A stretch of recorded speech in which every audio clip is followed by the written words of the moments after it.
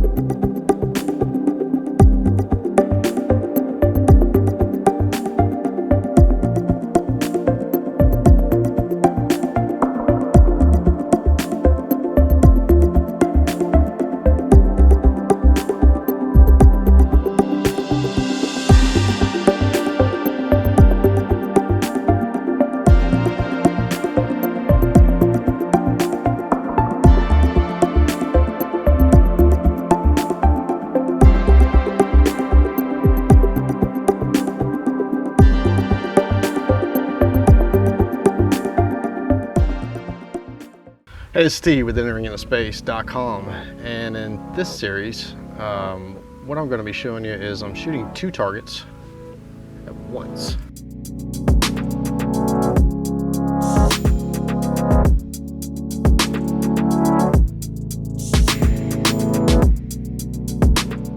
How am I doing that with one scope? I'm not. I'm shooting a target and then I'm waking up at like 2 in the morning and then coming out and switching targets.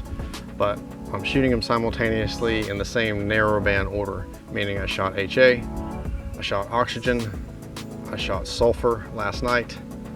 And what I'm doing is something that I've discovered here in processing that really makes my images look a lot better, is actually adding back the hydrogen data or the HA data as a luminance layer. That really makes the images pop.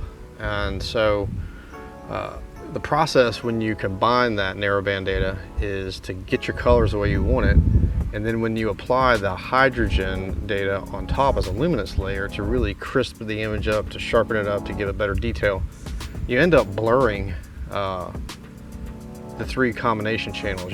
When you have the hydrogen and the sulfur and the oxygen and you mix them together, you end up blurring that either in Photoshop with dust and scratches or in PixInsight with convolution. And that takes out any noise. You blur it almost to where almost your stars disappear, and you apply that hydrogen layer over top as a luminance layer to just really make that image pop. So there's not a whole lot of need to really put a lot of sharpness and focus in your oxygen and your sulfur data when all that gets blurred anyway. I know it sounds strange, but I'll show you what I mean. So when it gets a little darker, because it's a little bright right now, but when it gets a little darker, I'm gonna move over here to Stellarium and I'll show you the 2 targets and kind of my plan and what I do to kind of monitor things from inside the house when I'm like this, when I'm night-night. Automation is awesome. Stay tuned.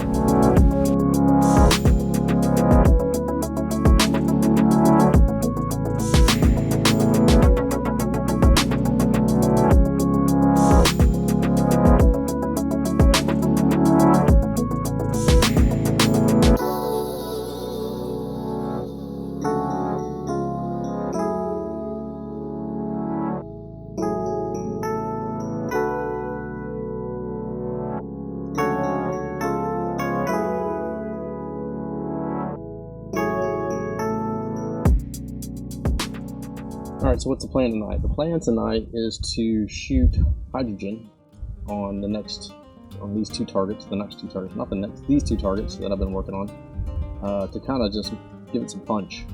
So I'm going to start shooting about 9:30-ish on the first target, and then wake up at 2 and switch over to the northeast and shoot the second target till about 5 in the morning. So over here in Stellarium, let's click on our little DSO thing here and see our targets start popping up for the first target. Come around here. This is how I find my targets. Basically, is Stellarium. Look at that. What's this? The Milky Way. And our first target tonight is going to be the Lagoon Nebula. And I'm doing this one in the Hubble palette. I've already done it in bicolor, which would be HA and oxygen, hydrogen and oxygen. So this is going to be the first target that I've been working on. So when you select it here and you click this ocular view, I already have it set up for the 8-inch scope that I have, 800mm. So basically this is my field of view and pretty close to the rotation. So I'm just barely getting the Lagoon Nebula, or M8, in the target here. So that's target 1. And then I'm going to move over around 2:30. So I've got to advance into time here. And there's 3 o'clock in the morning. What am I shooting? I'm going to move over here to the northeast. And it is right here, the Heart Nebula. And look at my field of view. That's cool though, you know, because I may not be getting all of this in here, but I'm getting this Merlot 15, if I'm saying that wrong. Whatever. I don't know. That's the only way I know how to say it. If I said it wrong, correct me.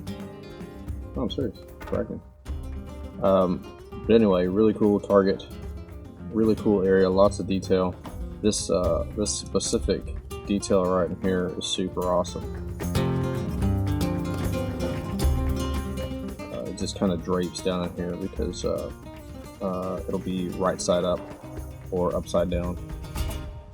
But yeah, one thing about that I'm doing here, just to let you know, is I'm shooting 6 minutes on the Heart. And 6 minutes on the Heart HA gets you a lot of detail with the ASI 1600. But 6 minutes on oxygen and sulfur, you're not going to see much. You're really only going to see some data showing up here for oxygen right around here and right here. And your first subs that come in, you're going to see mostly stars. You're going to be like, did I miss it? No, you're getting it. It's just right in here. So don't freak out. So as far as the Lagoon Nebula is concerned, shooting that at 4 minutes, and that might be too much. My HA data was super strong. I mean, almost too bright. I mean, almost like Orion Nebula burning out the core bright. But HA data, you're going to see this whole thing. You're going to see everything in it. Wispy stuff out here.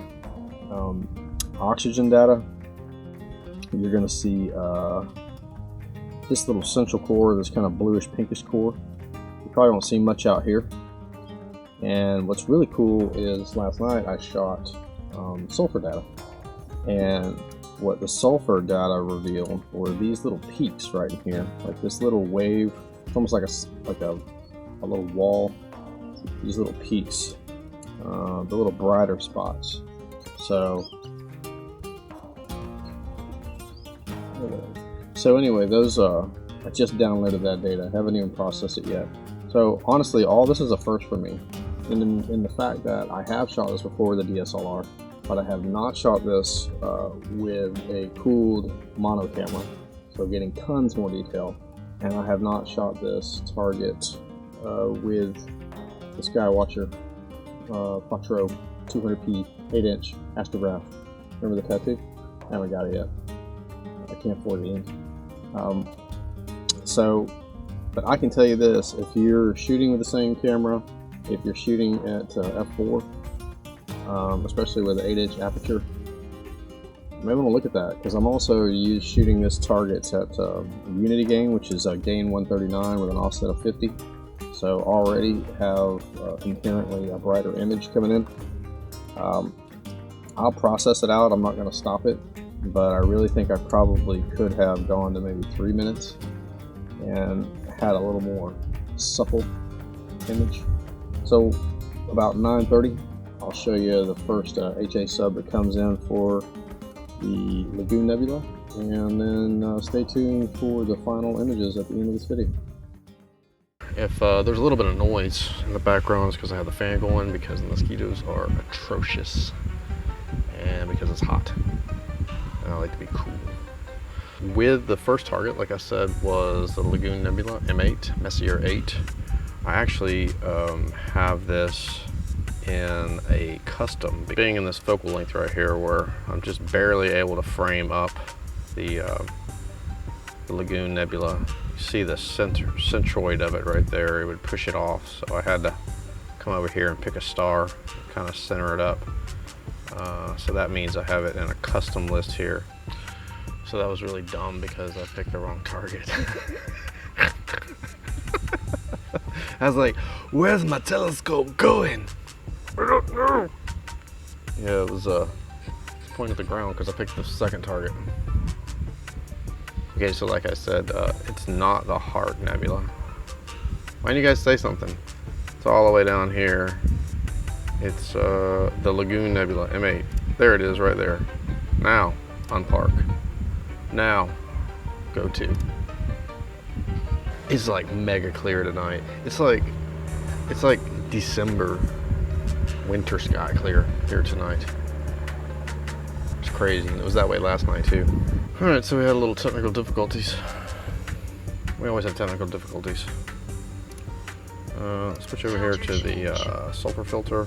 As I was saying, we're gonna center up the Lagoon Nebula. So I'm gonna show you how bright this thing is in a 10-second plate solving image. If it'll take it. Like I had to completely restart my computer, re everything. You guys are watching, you're making me nervous. I solved it. We're in business. Good Lord. See what it looks like on the, yeah, nice and centered on the guide scope loop to the ASI 290mm. Exposure finished. Cooling down, we're at 3 degrees now, which is good. There it is. There it is. That's 10 seconds. That's 10 seconds. Let's go over here to PhD2. I'm gonna keep the calibration from last night. I'm gonna do an auto star select. Choose that one right there. Let's see, and I found, you know what's weird? Is I find I get better guiding the heavier the scope is. It's hard to get under an error of 1 second with that small little 80mm. But with this one, I actually get, see, I'm at 0.57. So, 0.52. And that's from last night's calibration. 0.49. What? Man, what the heck? Let's go here to camera, edit. Let's go to our Lagoon Nebula Quattro. 4 minutes, spin one by one. I'm gonna increase this pause time only because last night I came out and I had an imaging plan set up for 60 frames, and about 35 frames deep it just stopped downloading to the computer. It just locked up. And I think I may need to increase that pause time. If anybody knows an APT, if that might help. So I got a count of 65. I got to switch the filter over to HA, hit update current. I've got the next plan set up here to park the scope. It's 260 minutes worth. So that should get me to about 2 in the morning. Let's click OK to that. And all we're waiting on now is to get down to temp. And believe me, if you know, I thought with a DSLR I had some pretty noisy images, but with an ASI 1600 and no cooling, that image looks terrible. It's gotta cool. So we're getting down there now. We're getting down there now.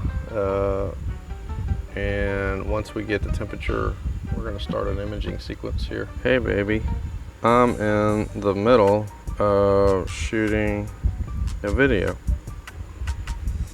All right, so we're just a few seconds away here from seeing our first image. Look at that. That was blown up. That was almost too bright. That's crazy, right? Oh man. I think partly because I have this light on, it's not helping. That's nuts. That's so bright. Anyway, that's HA. Definitely stay tuned to the end of this video, and we'll have a good SHO Hubble palette image of the Lagoon Nebula and the Heart Nebula. All right, thanks for watching.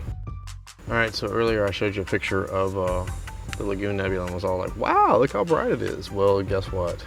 In my computer failure glitch thingy, I also jacked up the filter wheel, and so it was shooting luminance and it looked awful.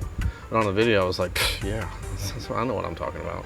in the back of my mind the whole time I'm looking at it, I'm thinking, this thing looks gross. So yeah, that right there is what it's supposed to look like. Yeah, that is a 1 4-minute sub on the Lagoon Nebula, shot in 7nm HA ZWO filter. Still a little bright central core, but much more badass.